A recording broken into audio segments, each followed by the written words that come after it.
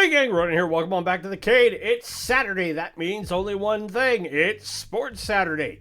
And we are at week 6 of our second season on Sega Sports NFL 2K2 of trying to create the New England Patriots dynasty without Tom Brady. And last week saw us take our first loss of the season at the hands of Peyton Manning and the Indianapolis Colts. I suspect that may be a recurring theme this season because they are good. But we were able to also take a bye week off at the end of that game. So now we have come off of that and we are going to be heading back home to the friendly confines of what used to be called Sullivan Stadium before Gillette Stadium got built in Foxboro. And we are going to host the still San Diego Chargers. They hadn't moved to LA and SoFi Stadium yet, at least at this point in 2002. So let's see if we can get back on the winning track, shall we?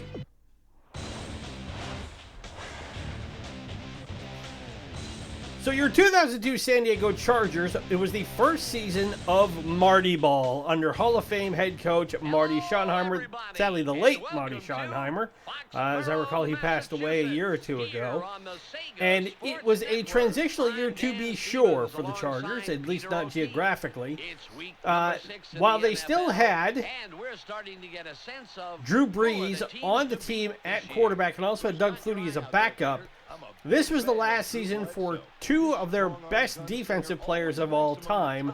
One of them, the late, great Junior Seau, he ended up going to the Miami Dolphins at the end of this season. And then Rodney Harrison, the all-pro safety, who should be a Hall of Famer, but is not yet. He left for New England, where he won a couple of Super Bowls and solidified his career stats and position, while also continuing to garnish the reputation of being the league's dirtiest player. I'm not going to litigate that. If you were around when you saw him play, make your decision. You decide for yourself. Our lines are open.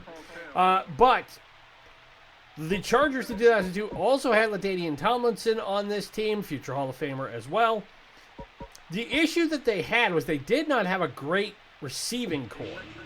They were led by Riche Caldwell, soon to be former Patriot, because that was one of the many stops he had. They also had Curtis Conway, who was thrown away by the Chicago Bears, as I recall. They had Tim Dwight, Dondre Gilliam, and Eric Parker. So it wasn't a team that was really designed to be offensively stout, at least in the passing game. So we'll have to see what we can do today in the rain here in Foxboro, which is not too different from how things are from my current. Ooh, we lost the football. We already picked it up. And we're going to matriculate this puppy right on into the end zone for a touchdown on the opening kickoff. Just like you draw it up. Quick hands there, which paid off big for his team. I have to admit, that's one of the things that I always enjoy, whether it's in 2K2 or playing in Madden, is being able to blast the kick returner enough that I can jar the ball loose, pick it up, and either score a touchdown with it or at least get a fumble recovery and start on their side of the field. Now, why the game decided to have a little bit of a hiccup and pause here, I am not sure. There we go. Got that sorted out. Normally for something like that, I would reset it, but we'll just edit that out in post. So it took all those 7 seconds for us to get on the board. And Vinatieri will come on and hit the point after.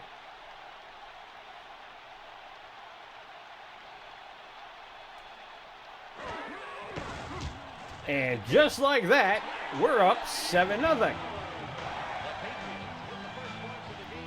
Now, the Chargers in 2002 went 8-8. They finished third in the AFC West. They did not make the playoffs, which, if you were following them at the start of the season, would have been a massive surprise because they opened the year and went 6-1.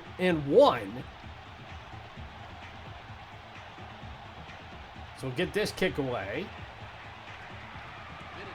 We'll go into their season in a minute. Take two. Now this time we belt it all the way back into the end zone, and this one's going to be brought back to the 20. So as I said, they started 6-1. They beat the Bengals in the opener. They beat the Houston Texans 24-3 in week 2. They beat the Cardinals 23-15. They beat us 21-14 in San Diego in week 4. They lost to the Broncos 26-9. Beat the Chiefs and beat the Raiders. Ball on the 20. They then completely tanked the year. So we have Doug Flutie under center. And that's incomplete. Flutie was really feeling the heat on that one, Dan. So after going 6-1, Oh, without a doubt, Peter, they were gunning. they went You know, he must have felt like, 2-7 the rest of the way. in the buffet, and I had just gotten off work. Ooh, boy, that's certain doom. They lost to the Jets and the Rams in weeks 9 and 10. They beat the Niners in week 11 in overtime.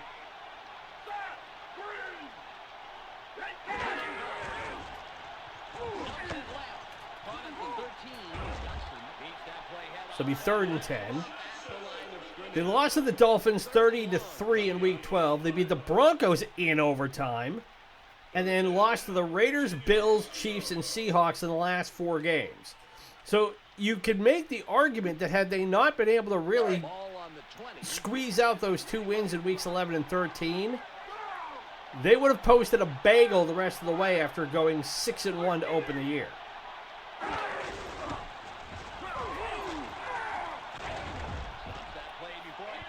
So he tried to run it, lost a yard, now it'll be 4th and 11. Patriots are playing some stellar defense today. The defensive coordinator couldn't be happier. And when the defensive coordinator, And they're punting it away from about their 4-yard line. So we're going to try and send a blocking unit in to disrupt this punt. Got it away clean, but we're going to have good field position as long as we don't drop it.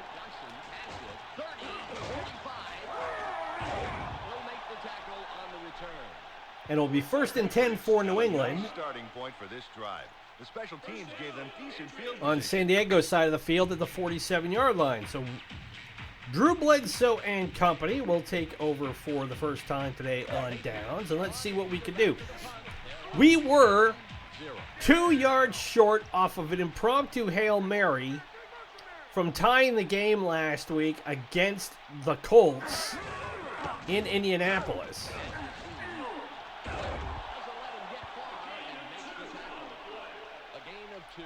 So it wasn't like we were completely out of the woods yet, but I think part of the issue was that, one, Indianapolis has become a much more formidable team, as I mentioned.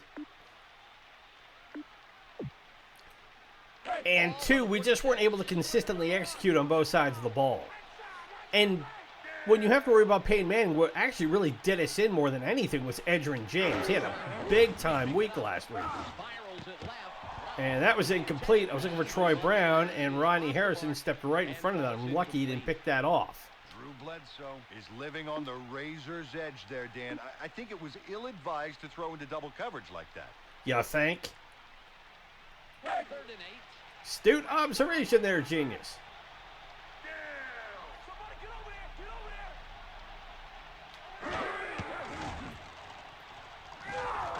Tried to get the pass off, and we got sacked. I got to give loads of props to this. I think that was defense. Jason. Nope, that was Marcellus Wiley, future Fox Sports pundit.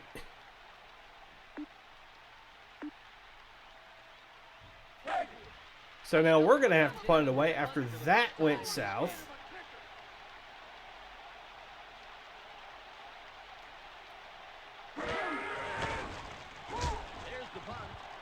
And this is going to be taken in at the 15-yard line. Here we go again. And they barely get back across the 20. So we 1st and 10 at the 21. Crowd noisy and enthusiastic. So they'll try to shut down. So let's see what Doug Flutie can do on his second drive of the day. Now let's see if their offense can score. Currently they trail 7-0. On the gun.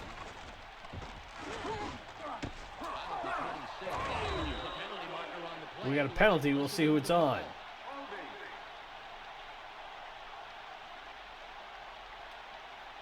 Holding against San Diego, so that will not count. It'll be 1st and 20 at their 11-yard line. Must have known he was going to lose him and got too aggressive, drawing the holding call. It's now 1st and 20. So now Doug back deep in his own territory at his 11-yard line.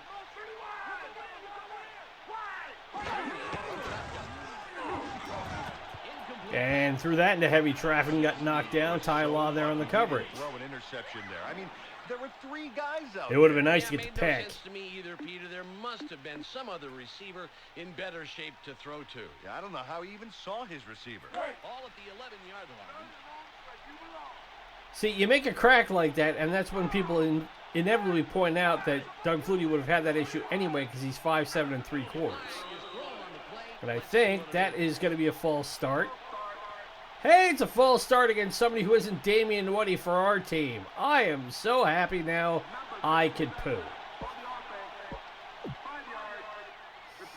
Roman Fortin gets the flag for the false start. He might have been trying to fake somebody offsides, but didn't work. So now it's 2nd and 25 at their 6-yard line. Now I'm hoping to get a safety. If I can get a fumble recovery touchdown and a safety.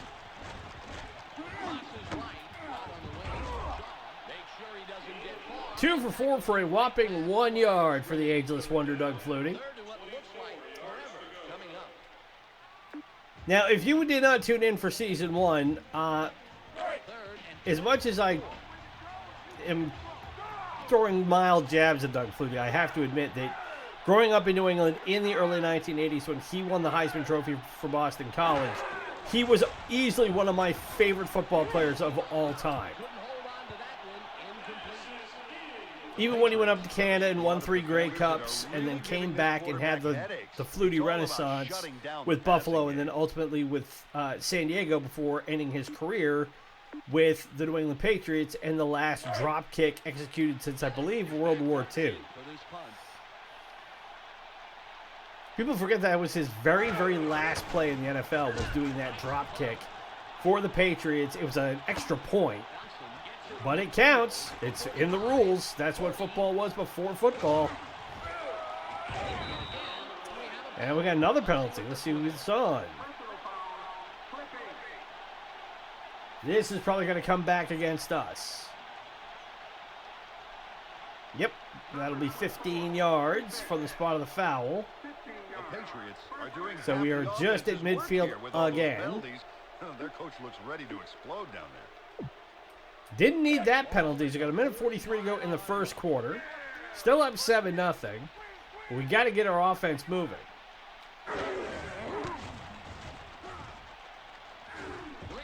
That'll help.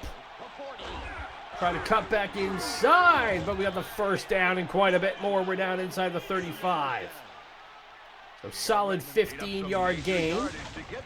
This time we just outran the lineman. Being determined to get the yards you need.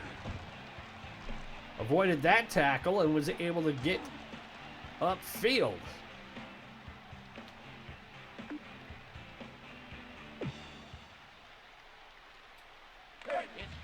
Now, as I mentioned, when I'm not recording stuff, I'm playing other games, and I'm still wrapping up, I think, my 3rd year of playing the 2013 version of Madden, which was the 25th anniversary edition. And one thing I've definitely noticed in that game is that the running system in it is redonkulously overpowered.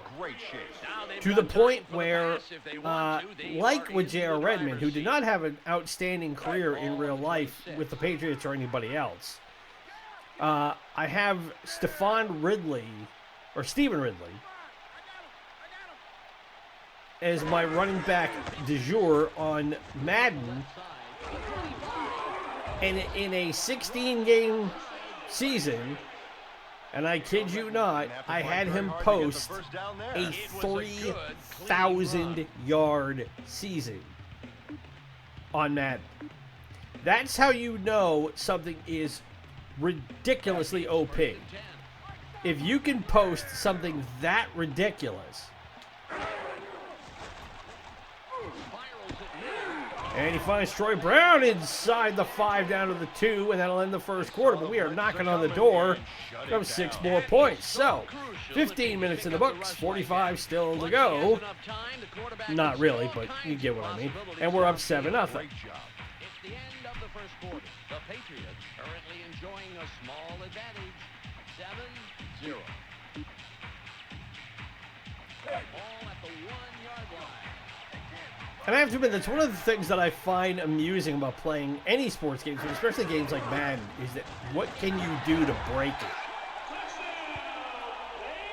So Redmond in for his first touchdown of the day, and that gives us a 2-possession lead with the extra point coming up. That drive went a lot better than our first one, obviously, because we put points on the board.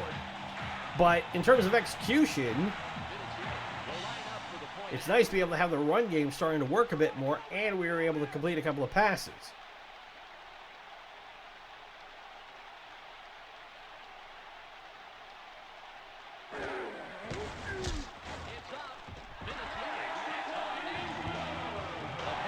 But in that respect, by comparing, again, Madden to this, if I remember right, last year,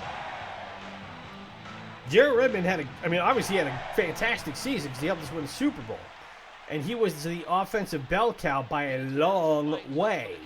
But he was nowhere near getting a 2,000-yard season, to say nothing about getting close to Eric Dickerson's mark of 2105, which still stands. I know everybody who's an Eagles fan is slightly peeved about that Saquon Barkley didn't get a crack at breaking it. And yeah, I understand the argument to that in that respect, but what would you rather have? A running back who breaks the single-season rushing mark after 4 decades and not winning a Super Bowl, or having him get that week of rest, being ready for the playoffs when you guys are going to have to face some really damn good NFC teams, and know that he didn't get hurt in the process of trying to hit that record?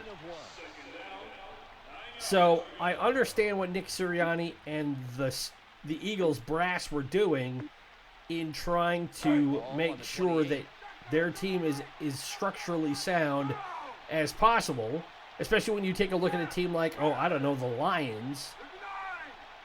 And the fact that they've managed their best record ever at 15-2, as Flutie throws that one away with the pressure coming. I am staggered by how the Lions did this year in the best way possible. I mean, personally, if I have to pick from the teams that are in the playoffs on both sides, the one that I'm rooting for the most is Detroit. Because they're one of the last really great sports stories in any league in American sports. And I put that in the same vein as my Red Sox in 2004, the Patriots in 2001, the Saints in 2009, if I remember right, post-Katrina. The Cubs, when they finally won in 2013. There are some teams that have been just so bad for so long, or they've been snake bit so many times. And for people who are not of the age that I am, who don't remember how awful the Lions were, even in the 90s when they had the great Barry Sanders, and I saw his entire career from when he broke into the scene at Oklahoma State University to when he retired within reasonable reality of breaking Walter Payton's then all-time rushing mark, which was later eclipsed by the great Emmitt Smith. But even with Barry, the Lions were such a one-trick pony that you knew if you could corral number 20, the odds of you doing well in a game were exponentially higher. And even then, Barry was still going to find ways to get his yards. He was going to find ways to electrify you in ways that no other running back before or since has done. All right, so it is 2nd and 8. But you look at what they were able to do this year with all those massive injuries they had on defense, especially.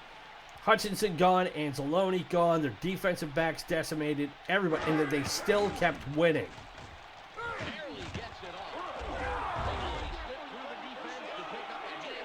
I mean, how could you not like a team like that? Troy Brown came away with the football despite all the defenders around him. So if they manage to go through the playoffs, get to the Super Bowl, and win it, I mean, that will be one of the great sports stories of the 21st century, hands down.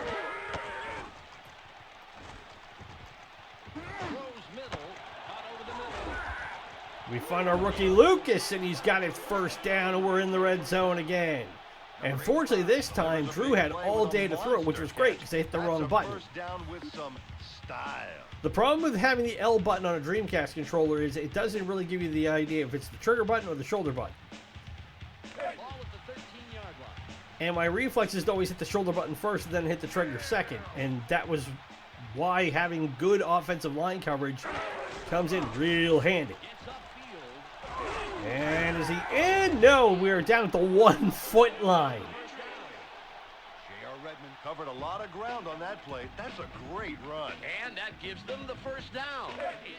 But there's no reason why we can't punch this in right before the 2-minute warning.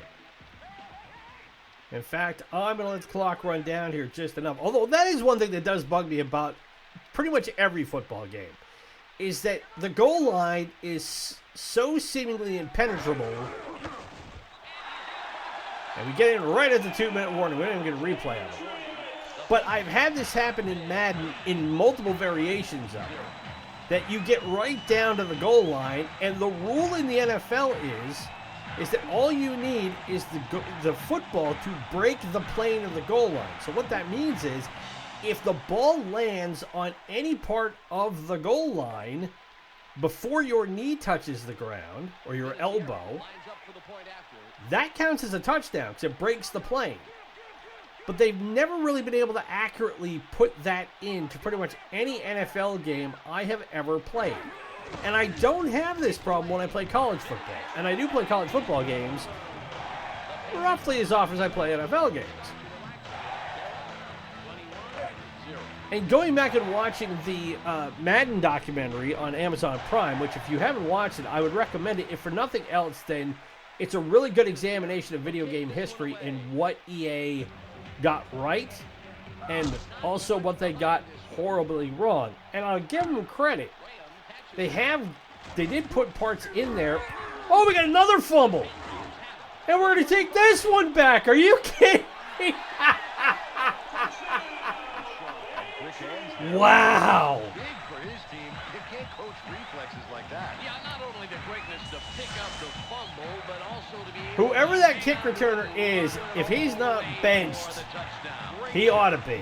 That is 81. Who is that? That's Steven Alexander, a tight end. At least that's who it is on my roster that I have for the 2002 season. But it says Graham on his jersey, so I don't know. Either way, he ought to get benched because that was the fact that we've done that twice in one half of football. That's adorable. That's genuinely damn funny. What are the odds that we pull that off twice in a game, let alone in a half? But this is shaping up to be an absolute rout. Which, again, we needed after going hammer and tong with the Colts last week. But that's just hysterical. And the fact that it happens to be against the Chargers, who... There's an old joke that's a credit to the great comedian Lewis Black, which was, if you ever wanted to have the greatest job in the world, be the weatherman in San Diego, California. You get paid a 6-figure income to stand there with a camera in your face and people ask you, what's the weather going to be like today, Lou? Nice. Back to you. And having worked in media for over a decade, he's not wrong.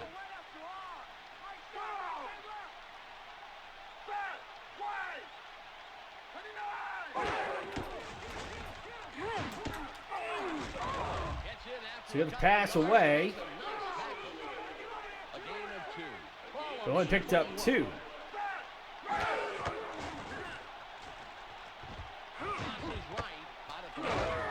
Well, I got the first down.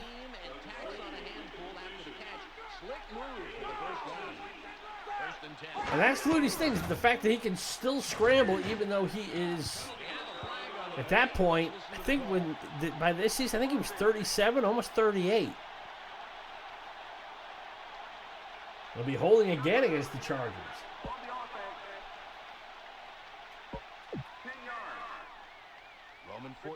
So we'll back it up pretty much to the original line of scrimmage.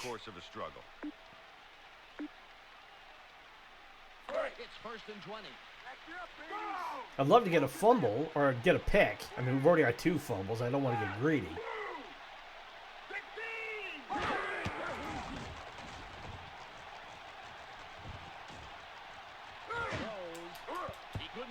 And swatted down. Well, he managed to get a piece of it, but the rainwater's making that leather hide pretty hard to grip. He couldn't come down with it. A minute, 13 seconds left. Now I'd like to just get a sack.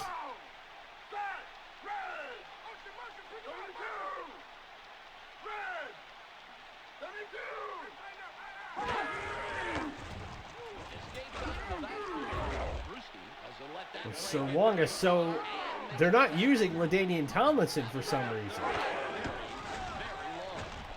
You would have expected him to be the starting running back. I wonder if he's hurt. Let me see.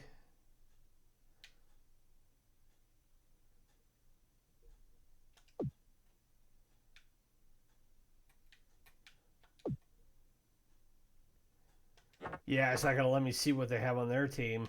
I don't think. Nope. All right.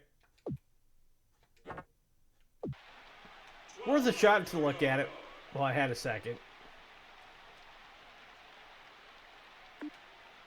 All right, so they got to punt it away again. Bennett lines up, and this will be his 3rd punt of the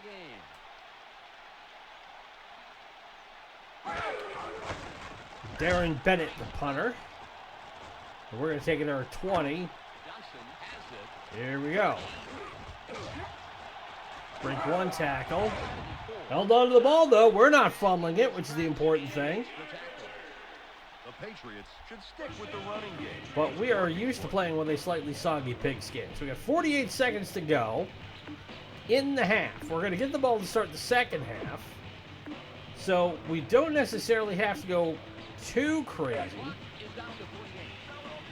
Really what we just need to do is get a first down and then keep the clock running, and then we can take a knee and go to the locker room.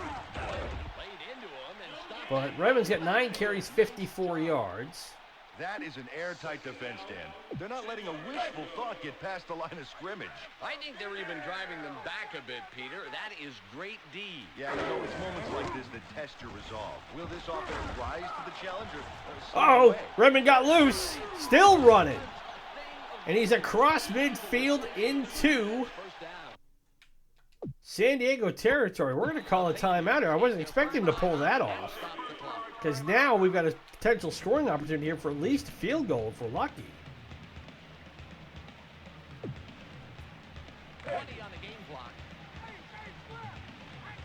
And we still have 2 timeouts, so...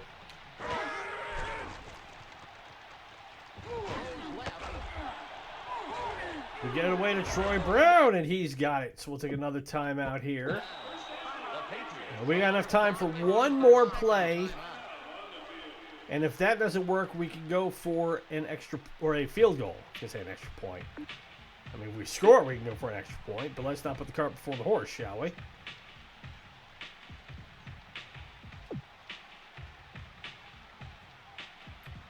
12 seconds on the game clock. From the gun. We got away to Lucas, and that gives us enough time to call a timeout, bring Vinatieri out for a chip shot field goal, and we'll add 3 more points on the board. And I fail to see how he'll miss it from here. I mean, this is a 28-yarder.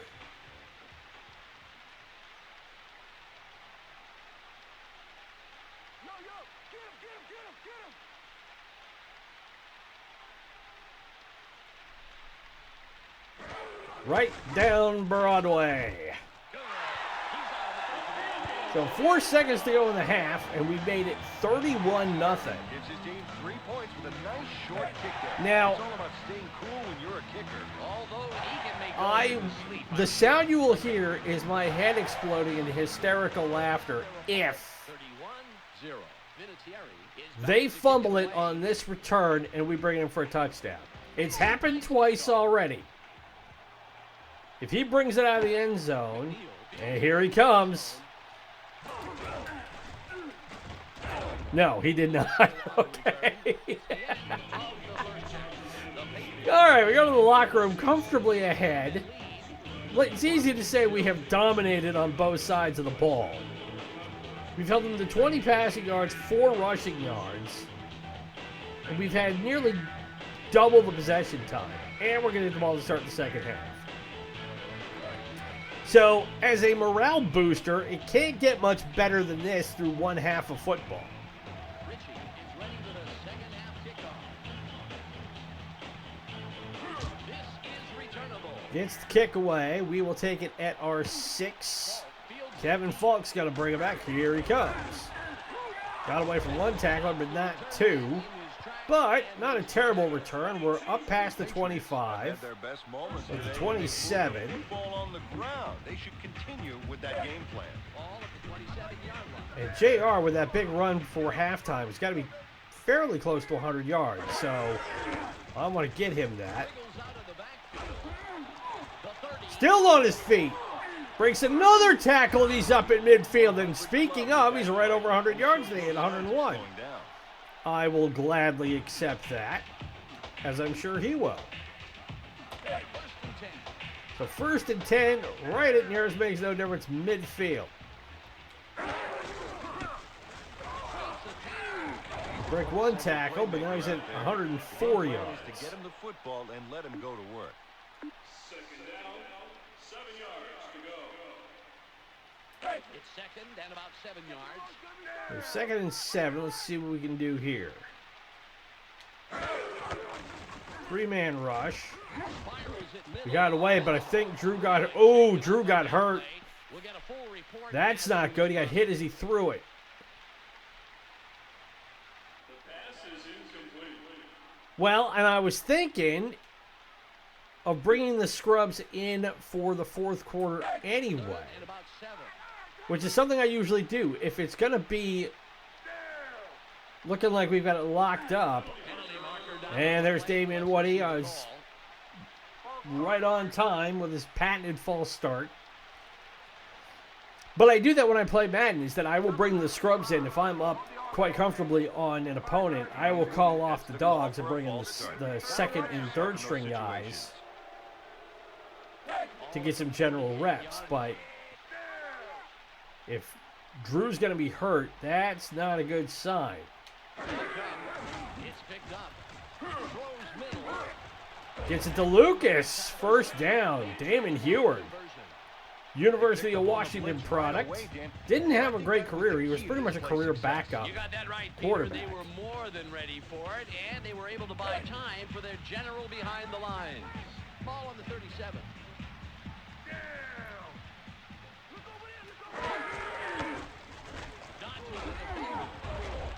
And he's at 111 yards on the day as J.R. Redmond on 13 carries with 2 touchdowns. Second down, 4 yards to go. Ball on the 31.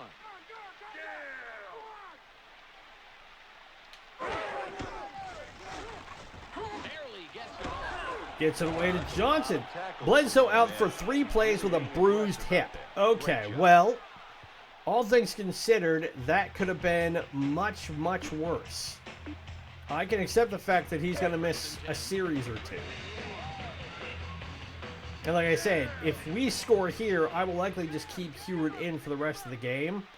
Let him get some reps. I mean, it's one of those that in a game like this, having that impact their stats or their ratings or anything isn't such a big deal. But in later NFL games, I know that became quite a big thing where you want to be able to get reps for your backups. if they weren't playing in like the preseason. Ball at the 9-yard line. Just because if you had a significant injury, then you could bring in the next guy and go from there. So very much a Detroit Lions situation where next man up, Past the line of see what you can do. That will bring up 3rd down. 3rd and 4. So 3rd and 4, we're at the 8-yard line, and Drew is back in. There we go to Troy Brown and his banner down.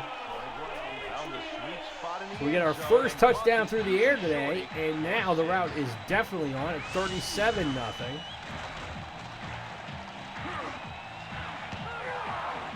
Drew got lucky. We threw that into double coverage.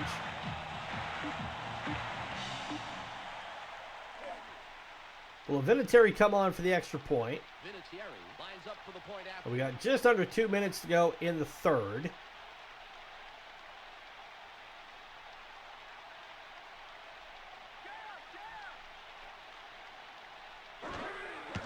And it is good.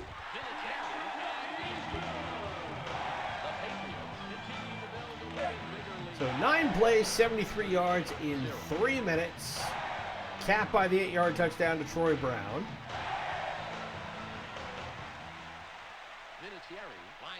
So anything with this game is telling me is that we are more than capable of beating the teams we should be beating. And we're going to be challenged by the teams at the top of the standings, which you would expect to have in any sort of competitive situation, be it basketball, baseball, football, what have you. So, all things considered, we're not in nearly as rough a shape as last week may have led me to believe.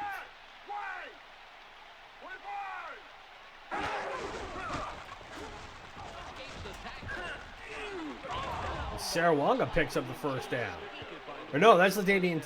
So it has Tomlinson on the jersey, but it's 38 and his name is Sarawanga on the field. Something may be amiss with the coding system for the names and numbers for the players, because that should be 21 for LT.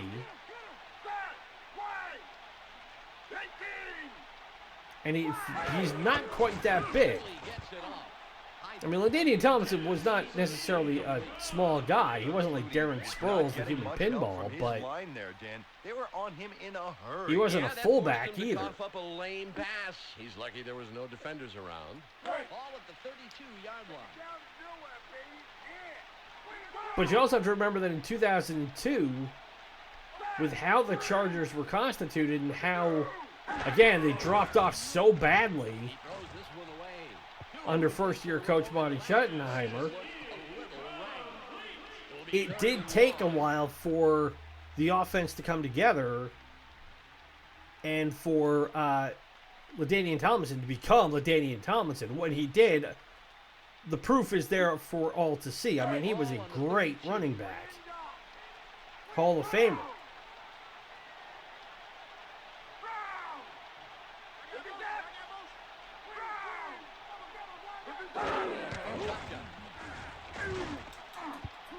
That one's incomplete. So Doug Flutie not able to do much at quarterback today. Desperate, 3rd and long. You've got half the battle won. And they're not bringing in Breeze. Bennett is ready for his 4th punt of the game. And I would have thought at the start of the season that they would have had Breeze take over for Flutie as the starter, because that's pretty much what happened in San Diego in 2002 anyway. Is that Flutie became the backup. 30. Breeze was the #1 guy up until the point where he hurt his shoulder. And then that's when the Chargers decided to dispense with his services. Let him go as a free agent. He almost went to Miami. And that story is very much in the lore of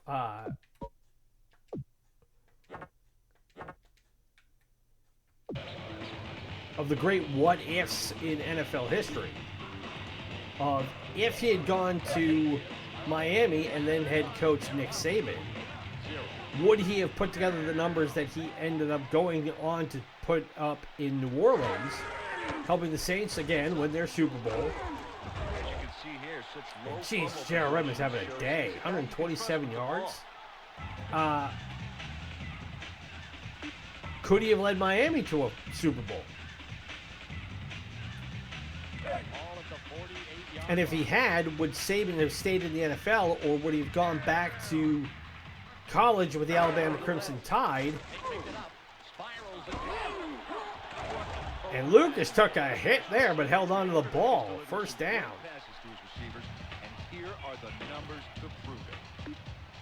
But I'm pretty sure if you ask Drew Brees, and it's not like I have him on speed dial or anything, but I would, and I'm not a betting man either, but for entertainment purposes only, I will proffer to say that he can look back on his career quite happy with what he achieved. One of two players in NFL history to throw for 80,000 passing yards entirely in the NFL. Warren Moon did it as well, but you also have to take into account the time he spent in Canada in the late 70s to early 80s before he came in and got signed to the Houston Oilers, now the Tennessee Titans, as a free agent. People forget the fact that Warren Moon, who was one of the great throwers of the football, was not drafted by the NFL. And he should have been. This stat here. Once he takes that first hit, he keeps on pushing for a whole lot more. Third down, 6 yards to go. And for anybody who's watching this and doesn't know who Warren Moon is, this game will still be here when you get back. We're still going to be winning. But I would highly recommend, if you like football and you like football history at all, if you don't know Warren Moon, go look up NFL film footage on him. You've never seen a guy throw a tighter spiral of the football. Ever. For my money, it was the tightest spiral I have ever seen a quarterback throw. Better than Aaron Rodgers, better than Tom Brady's, better than Peyton Manning's. It just... It seemingly never wobbled.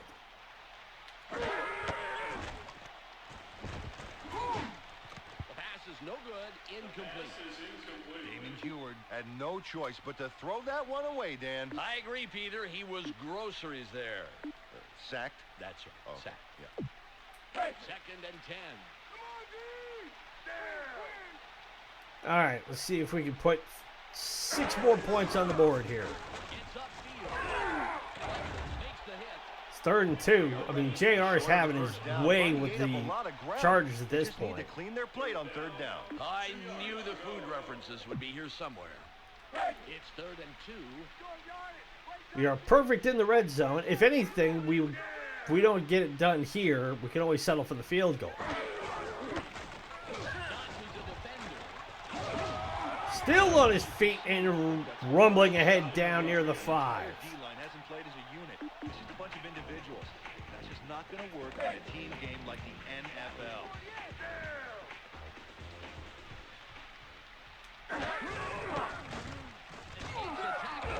Wow, look how much. And now it'll be 2nd and goal at the 4. Big numbers. Second and goal. All at the 3-yard line. So spot at the 3. We're closing in on just under 3 minutes to go.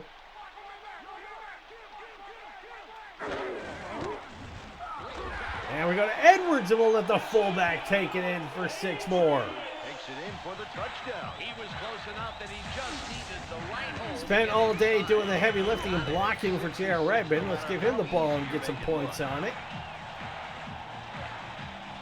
So I think this is pretty close to the most decisive route we've had in this game.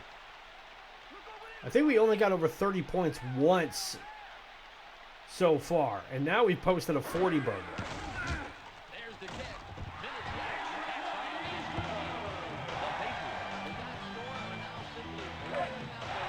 And it didn't hurt the fact that San Diego they coughed up those 2 kick returns in the first half.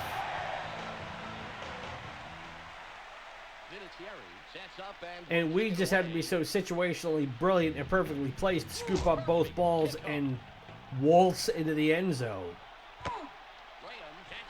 So Graham's going to opt to take it back out to the 20. The Chargers will start out at the 20.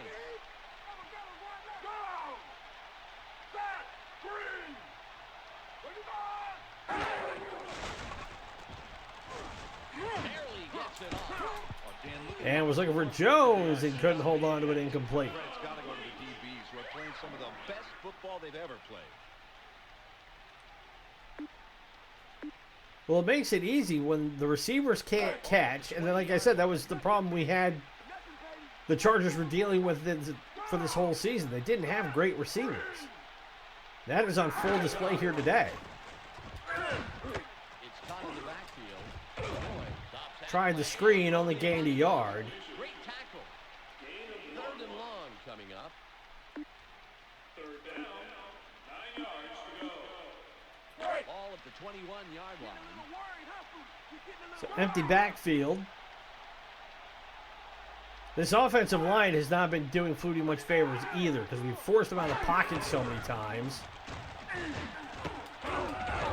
that he's had to keep going underneath, and he's only managed to get 29 yards through the air on 17 attempts. It would be an incredible comeback if they could close the gap. Are they going to actually go for it? No, they're going to punt it. Fast. So that'll take us to the 2-minute warning. After a 3-and-out. We've reached the 2-minute warning. The Patriots defense is held and the offense has put up the So we'll points. punt it away one more time, and pretty much what we need to do is just run it a couple of times, get a first down or two, keep the clock running, and then we can put a pretty bow on this one and file it away under easily our best declarative win of both seasons. Return to 16 yards. First down. The Patriots are on the field after the punt. They're up 45-0. And I should sit Redmond, but I'm not going to. He's got 23 carries for 164 yards. That is far and away his career high. That's not even negotiable. Ball on the 48. And I would, if I could get him a 200-yard game, that would be amazing. Wide right. But I don't think that's going to happen. And makes the tackle. It will be 3rd down. 5 yards to go. It'll be 3rd and 5.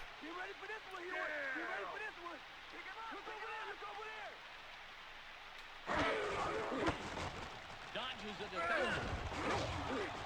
Get the first down and quite a bit more. I don't know, that was a pickup of at least 10. Really benefiting from some excellent blocking from his front line. That's what a coach wants to see.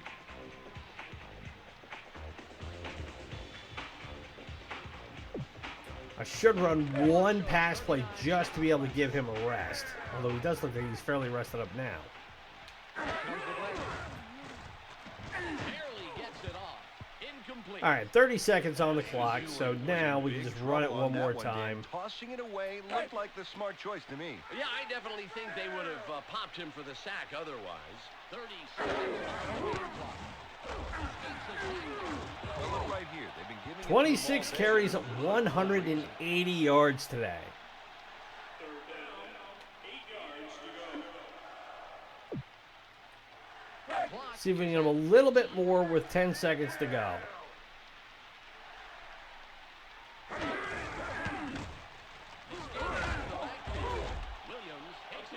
And that'll do it. So the Chargers come to Foxboro and get taken behind the woodshed, 45-0. We absolutely curb stomped them.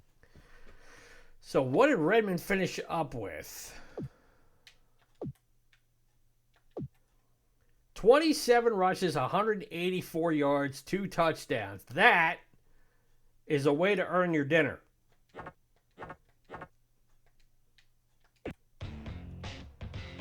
So, we are now 4-1 on the year.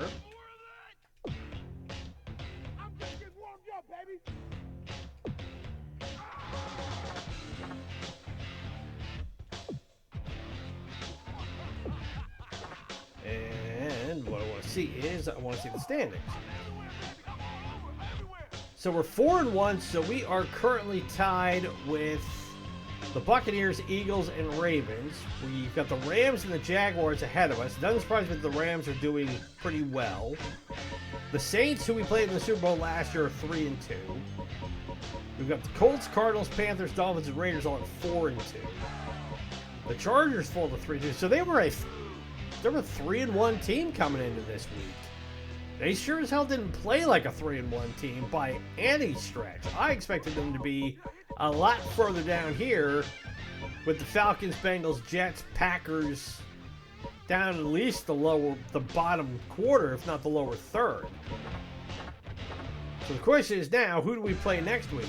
Well, now it's the rematch with Peyton Manning and the Indianapolis Colts, but this time it's on our turf. We went to Indianapolis last week to play them. Now they're coming to Foxboro. So that will be a really good test to see how well we can execute in our backyard against that same Peyton Manning, Edgerrin James, Marvin Harrison offense and that Dwight Freeney-led defense. So that is Sports Saturday for this week. Thank you very much for tuning in. Hope you've been enjoying the content. It's great to be back and again putting stuff up for the new year. One programming note, we will have again a double tap of Sucker Punch Sunday tomorrow. It's the last weekend we're going to do it, but that way it gets us fully caught up again with Sports Saturday. As we talked about before, for various reasons, that one fell a little bit behind. We wanted to make sure in 2025 we got both of our weekend shows up and equal in terms of output again. So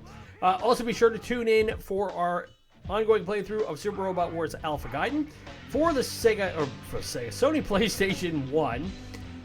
We're almost done with it. We have the second part of a two-part episode that we recorded already. That one will go up on Monday, and then the next episode will come up on Wednesday. Be sure to follow us on social media through Instagram, Threads, and Blue Sky. Everyone is Retrograde. Help spread the word about us as we continue to build this channel, make it bigger and better. My name is Ronan. It's been great to spend this Sports Saturday with you. Be safe, be well, happy gaming. We'll talk to you tomorrow for one of two episodes of Sucker Punch Sunday. Bye.